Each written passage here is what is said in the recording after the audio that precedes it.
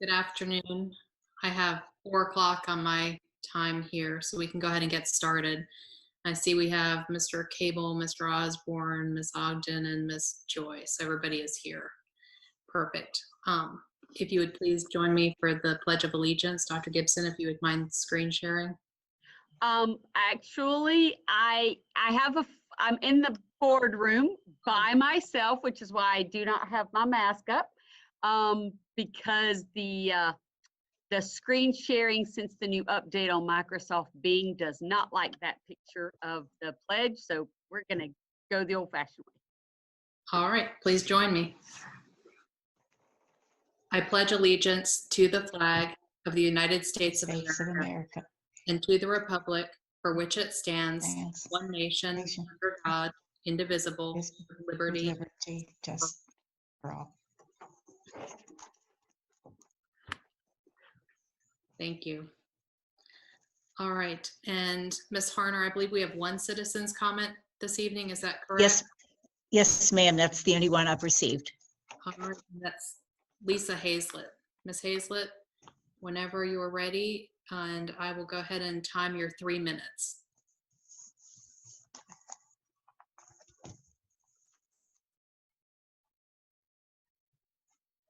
Can you have Ms. Hazlett unmute herself? Hold on and let me search through. Okay, Ms. Hazlett? Yes. I unmuted you for you. There you go. Thanks. Okay, we're good. All right, I'll begin again. So thank you again for the opportunity to speak. This is my 21st year as a music educator and my 14th year in the county. My 3 boys attend Jefferson County schools. I've consistently chosen not to cross to neighboring counties to teach for substantially more money. As a single mother, I cannot put a price tag on working in the same district where my children attend school. If our in-person guidance turns to online learning, this means that transmission rates are high in our community. But the current plan has educators teaching remotely in buildings that will have been deemed unsafe for school. If school is unsafe for anyone, it is unsafe for everyone. Our county leadership has the power to do what is right by their employees and ultimately our children, Jefferson County school students. When teachers with young children are forced to send them to daycare, how is this helping? The plan essentially takes a child from school and puts them in another concentrated group, interacting with other essential workers' children, raising the transmission risk. This is exactly why school would be closed. The location for teaching remotely is irrelevant. If we are all in this together, then our workplace should be just as flexible as we are asking other employers to be.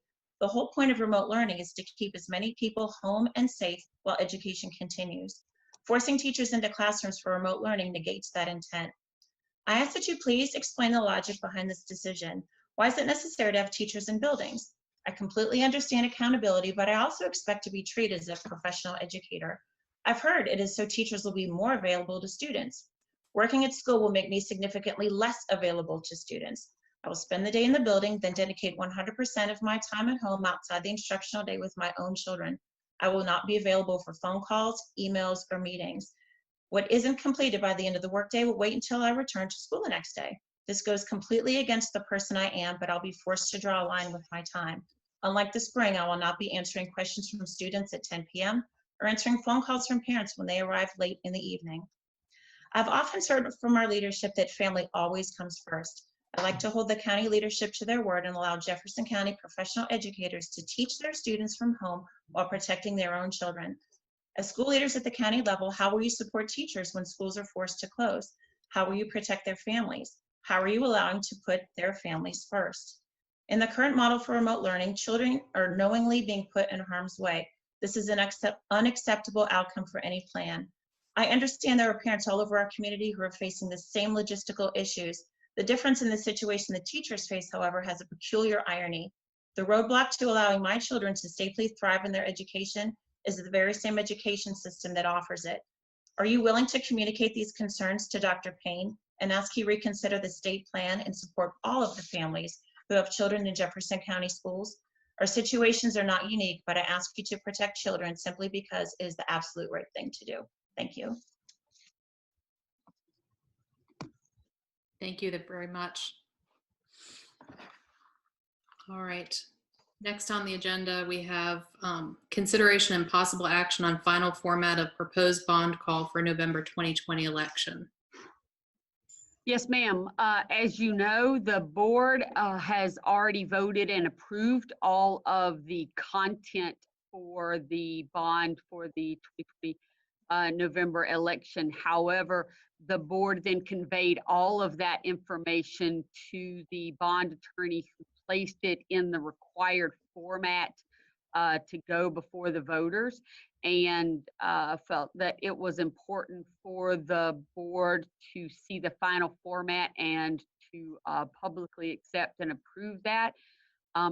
As part of that, we have the overall bond, which I will now put on the screen share.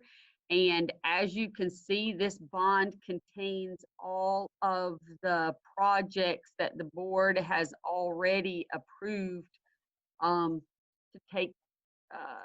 take place should that bond be successful. It also, and I'm trying to scroll down, sorry, it took me just a second. It also outlines both the taxation for each level of property, how the bonds would be acquired, and then it lists every location, every project, and the bond funds that will be utilized for those. That is the exact same information that the board has already approved. For a total of $43,735,000. It also includes the reimbursement for the improvement to athletic facilities that the county has already paid for.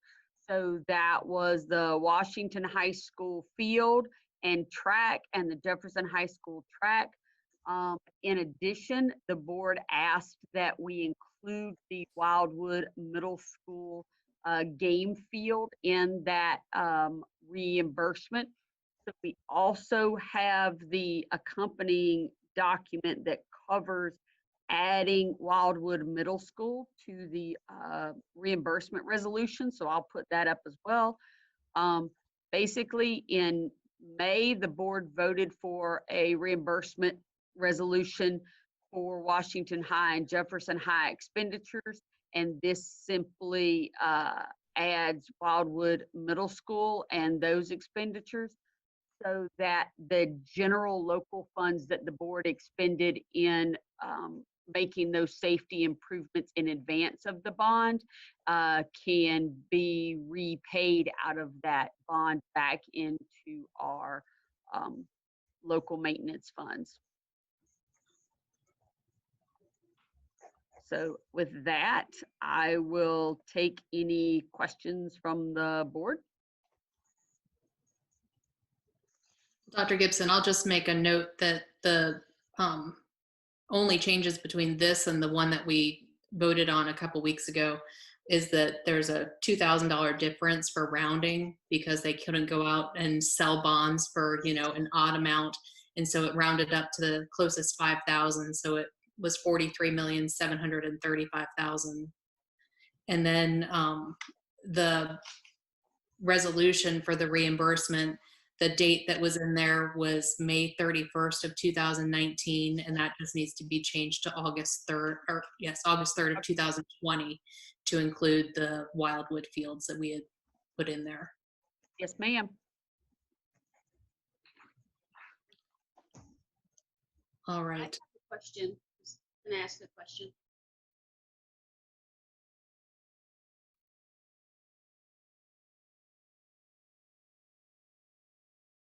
Yes, ma'am.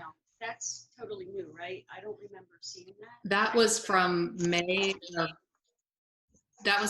of 2019, and it was just edited to include the Wildwood fields. That's the update on that.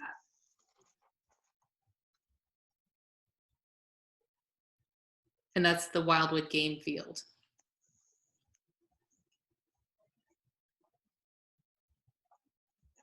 I might as well just say, I feel that, you know, you all have worked on this for 2 years. I don't want to interfere, but I would need time to look at that myself. So I think I'm going to abstain from the vote. I don't know if this is the appropriate time to say that, and that's my reasoning. I just feel like you all know what you've worked on for the past 2 years, and I'm just not familiar with it, and I need to study things before I, agree.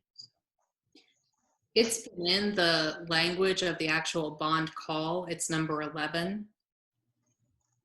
And it's just saying that we're permitted to reimburse ourselves from the proceeds of the bond for the project costs and expenses incurred by the board prior to the issuance of the bonds. And it lists out those 3 projects, the high school track and field at Washington, the track at Jefferson, and the soccer field and football field behind Wildwood. So it's in there. Yeah, I see an attachment in an email I just received. So it's a full explanation that I haven't had time to read.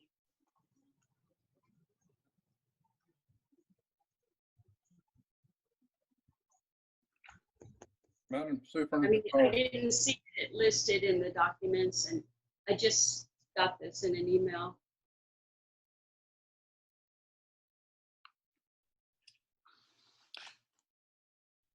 Okay. Well, is there a motion to accept the official ballot and order for the bond for November of 2020, including the updated resolution for the reimbursement?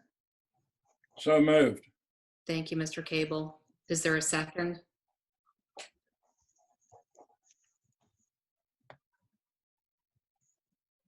Second, Ogden.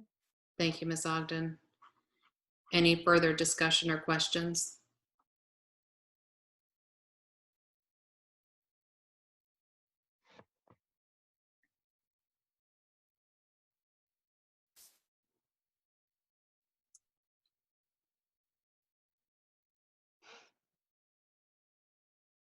All Call right. for the question. Dr. Gibson, would you mind stop screen sharing so that I could see everybody? There we go. I just want to make sure nobody's waving their hands at me to, that they're muted and we can't hear them. All right. So there's a motion on the floor. All in favor of approving the proposed bond call for the November 2020 election? Aye. Aye. Aye. Opposed? And Ms. Joy, you abstained, correct? Correct. Thank you. All right. Moving on to number 5, appointment of acting director of safety. Yes, ma'am. As the board and the public is aware, we've had the director of safety position open beginning in March with the leave of Dr. Hoff. We have put that position out 4 times for advertising and to fill in Dr. Hoff's absence. And one of the things that we are in desperate need of during this time when safety is at a high priority and when we are working on launching our virtual education program, which we continue to be very focused on, is someone to help us do that work. And well, I was very pleased that we were able to in discussion have Miss Kelly Wolf, who I would like to recommend to the board as the acting director.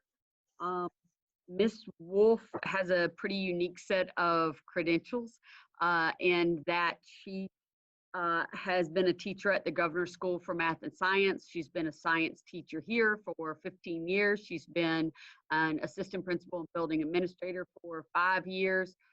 She has not just a bachelor's degree, but dual master's degrees in both educational administration and in environmental microbiology. So she has both the sort of the scientific, very studied, measured response to looking at safety concerns and organizational issues and processing those, including the fact that she currently does the training for our other middle school APs for scheduling, which she happens to be very good at and is a very big need for us during our on-site virtual, different configurations of virtual. And I am very, very happy to be recommending her to fill in as the acting director through the first semester as we try to navigate these safety in virtual waters.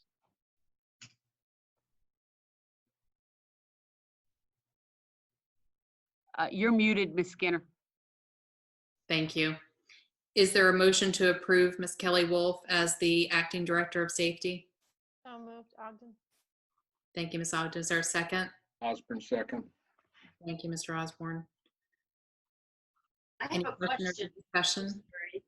Yes. I was trying to ask a question I couldn't see. I thought that this was just you were presenting the job description. I didn't realize we were voting on a candidate, so I didn't see that either. Was that, I don't hear anybody. The job description has been out there. It's been an existing job. It's somebody that has taken a leave of absence, an extended leave of absence, and we've been trying to fill the position. And it's listed as an appointment of Acting Director of Safety. Okay, I just didn't see any names. I thought that what we were reading was to agree to this request for the, to post the position. Oh, it's been posted for many months. Okay. I just wanted to clarify. It was kind of misleading to me, confusing. I didn't know we had somebody, but I'm sure Miss Wolf is wonderful. I know she is. Anyway, All right. not at that job, but I know she's a good administrator. Any other question or discussion? All right. All in favor of appointing Kelly Wolf as the Acting Director of Safety? Aye. Aye. Opposed? All right. Thank you. And Ms. Wolf, I don't know if you want to say anything or feel free. Sure. Thank you very much for this opportunity. I'm so excited to get started and to start learning some new skills and how I can put what I have worked on already in the county into place in this new situation. So I really appreciate this opportunity. Thank you. Oh, you're welcome. And I believe it will be quite the opportunity. Just write down how grateful and thankful you are for the opportunity, because you may need to look at that on a daily basis here soon. All right. Madam Superintendent, we skipped over. We didn't have any superintendent comments. Did you have anything else for us this afternoon? So many things. No, I do believe that we will have out for tomorrow for the staff an update on virtual. We've created some additional guidance documents to explain the differences in the virtual programs, what they'll look like, and to include some draft example schedules so that people can get a better idea of those. And we anticipate release of the parent survey and the staff survey. Well, let me say this: parent registration this week and teacher registration for virtual versus on-site this week as well.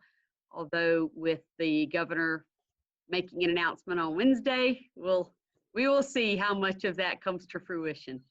So. All right. I would point out, because we have had some misunderstanding and even in the public comment today, there has been a directive issued by the West Virginia Department of Education stating that it is the legal opinion of WVDE and the governor's office that local school boards do not have the legal authority to mandate that the school year begin in a full virtual environment. There are some boards who have taken umbrage at that. However, that's the current reigning legal opinion. And I think that is a surprise to some folks, but we will see what further feedback that we get from the governor's office as this progresses.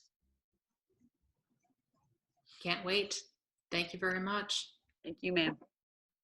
All right. Everybody have a great afternoon or evening.